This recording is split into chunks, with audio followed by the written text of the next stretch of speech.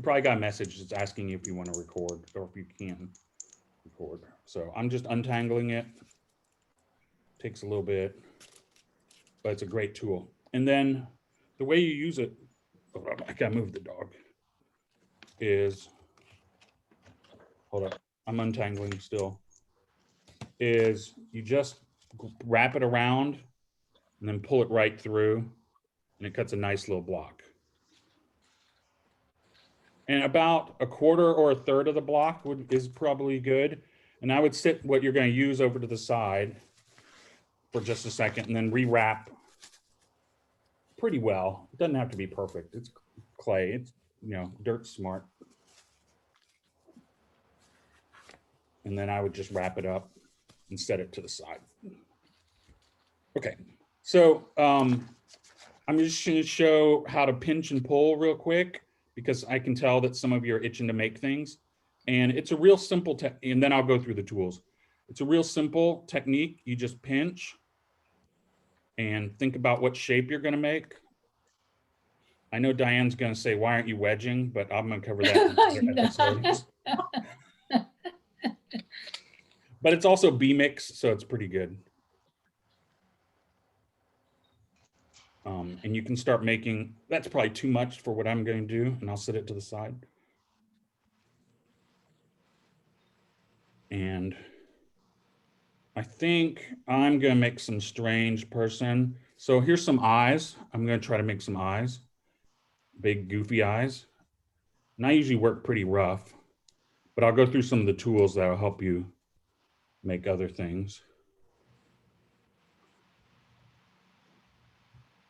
And I'll push in. And I usually start really rough and then go and refine. So I'm just making some, my idea is to make some strange creature.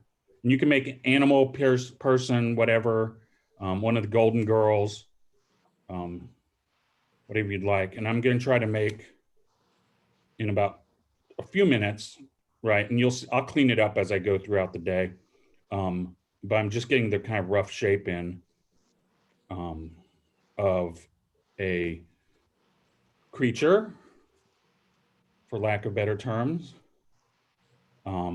with large feet, so it won't fall over. So this is my rough thing. If you want to start playing with that while I'm going through the tools, you're welcome to.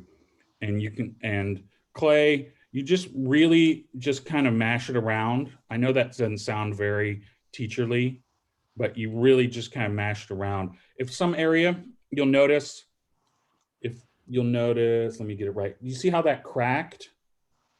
That's a sign that I was probably going too fast with the clay, so I can smooth it out or rub it back in. I could give it a really small spritz, maybe.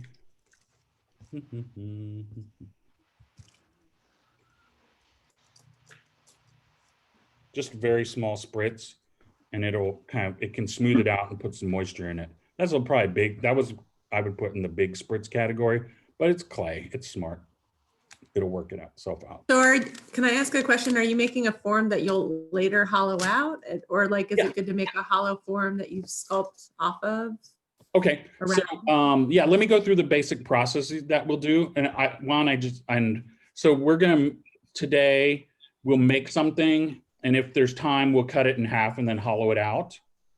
And then the next class, we'll either hollow it out if we didn't get there today, and then we'll put them back together using slipping and scoring. Does that make sense?